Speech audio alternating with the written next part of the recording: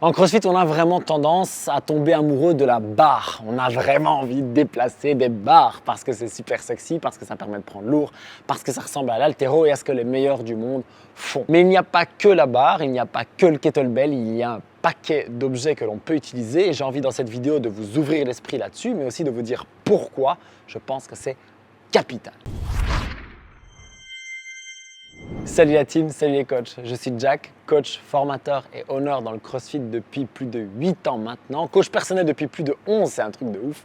Si vous voulez recevoir toutes mes prochaines vidéos que je fais sur le thème du coaching pour développer votre technique, votre leadership et votre carrière, inscrivez-vous à la chaîne et pensez à cliquer sur la petite cloche, vous êtes averti de toutes les prochaines sorties. Aujourd'hui, on parle donc du fait de varier les objets dans notre pratique sportive, que ce soit pour le CrossFit spécifiquement ou simplement dans une logique de fitness, de bonnes conditions physiques, de santé également. Forcément, on voit sur Instagram, sur YouTube, etc. les performances des meilleurs du monde en haltéro, en CrossFit et on a vraiment envie de déplacer des barres. Et je le comprends, je le respecte et moi aussi j'adore faire de l'haltéro notamment avec la barre. Il y a plein d'exercices que j'aime avec la barre, le développé couché, le shoulder press, le deadlift, le front squat, le clean, le snatch. J'adore tout ça. C'est fun, ça aide à être plus fit. Mais pour moi, ce n'est pas le meilleur objet à utiliser. D'une part, la barre, elle pose un problème au niveau technique. C'est plus difficile, quoi qu'on en dise, de faire par exemple un clean avec une barre qu'avec deux haltères qui sont immédiatement bien placés pour leur trajectoire et pour nos poignets. J'ai pris l'exemple du clean, mais il y en a plein comme ça. Et si on transfère par exemple le front squat et qu'on l'amène avec un sandbag, on va se rendre compte que c'est exactement pareil. C'est beaucoup plus dur de raquer la barre sur les épaules, de garder un front rack bien actif, etc., que ce soit en termes de mobilité ou de souplesse, que de bosser directement avec le sandbag où on peut mettre ses mains en dessous ou une balle par exemple. Le principe ici, c'est vraiment de se rendre compte qu'il y a quelque chose de plus naturel dans ce mouvement avec ces objets. J'ai donc pris l'exemple du clean et du squat, mais il y en a plein d'autres comme je le disais. Et maintenant, ce qui m'intéresse, c'est de comprendre pourquoi c'est plus intéressant de passer sur d'autres objets que sur la barre. Attention, je ne dis pas qu'il faut retirer la barre, je dis qu'il faut tout faire. Pour moi, être fit, c'est pouvoir s'adapter à toutes les situations.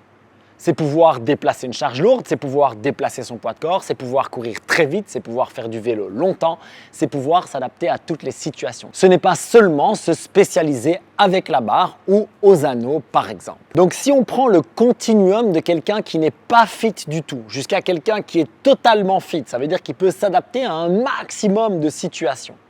Et bien sur ce continuum, pour chaque étape, il faut passer par d'autres objets que la barre. Parce que si je veux tout maîtriser, eh bien j'ai besoin bien sûr de maîtriser la barre, mais aussi le dumbbell, le kettlebell, la balle, le sac, etc. Et puis, si je suis full débutant, soyez certain que c'est beaucoup plus accessible de démarrer avec des haltères, par exemple, ou avec un sac ou une balle, qu'avec une barre. En fait, le corps humain, il est fait pour prendre des choses entre ses mains. Je veux dire, si vous avez une énorme branche de 3 mètres à déplacer, vous allez faire quoi? La prendre en clean comme une barre?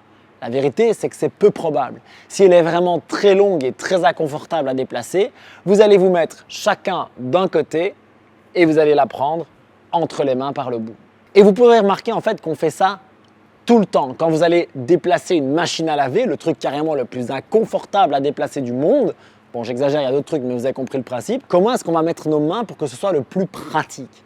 Eh bien, on va les mettre comme ça. Éventuellement comme ça si on n'a pas d'autre choix, mais la vérité c'est qu'à chaque fois qu'on va pouvoir venir autour, ça va être beaucoup plus simple. Cette prise-là entre nos mains, entre nos bras, c'est la prise la plus naturelle pour nous. C'est donc la prise la plus instinctive et celle qui met nos articulations dans des positions les plus confortables. Donc si je compare un deadlift avec la barre où mes mains sont à l'extérieur de moi, positionnées vers l'arrière, et un deadlift avec un sac par exemple que je vais mettre entre mes jambes, ça veut dire que je vais prendre la charge entre mes mains, paume de main l'une vers l'autre, ça va être quelque chose de beaucoup plus naturel. Alors évidemment on peut parler de la hauteur du sac, de la hauteur de la barre, il suffit de surélever le sac et puis de toute façon quand vous prenez une machine à laver, elle est quand même par terre. Donc l'idée c'est de finir par pouvoir s'adapter à tout comme je le disais. Mais quand on veut apprendre les mouvements fondamentaux à des débutants, vous allez pouvoir remarquer que le kettlebell, l'haltère et la balle ou le sac sont beaucoup plus naturels pour eux Et donc pour vous et pour moi aussi. Et puis cette logique de varier les objets, on peut vraiment la pousser à son paroxysme. Par exemple, si je veux développer mes jambes et que je suis débutant ou que j'ai mal au dos,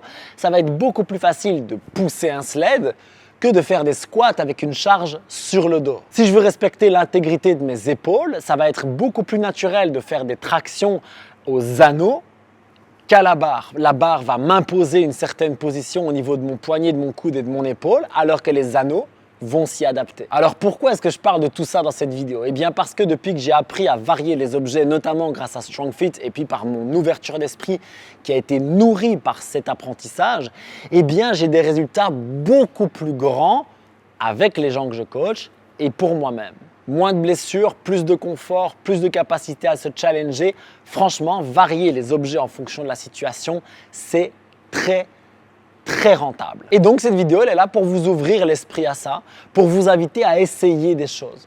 Si vous avez l'habitude de tout le temps faire vos presses avec la barre, faites-le avec 2 haltères, un kettlebell ou un sac. Si vous avez l'habitude de tout le temps faire votre action à la barre, essayez aux anneaux. Si vous aviez l'habitude de toujours faire vos snatchs unilatéraux avec l'haltère, essayez avec le kettlebell. Bref, vous avez compris le principe. Et ici, l'idée, elle est double. 1, il faut que vous appreniez à utiliser d'autres objets parce que ça va vous permettre de progresser personnellement et d'être plus fit.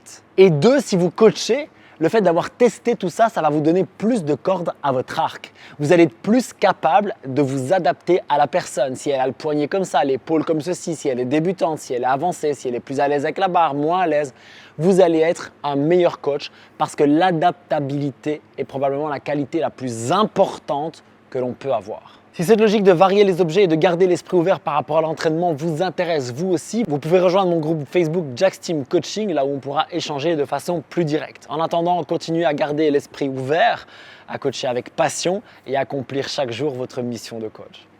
Peace!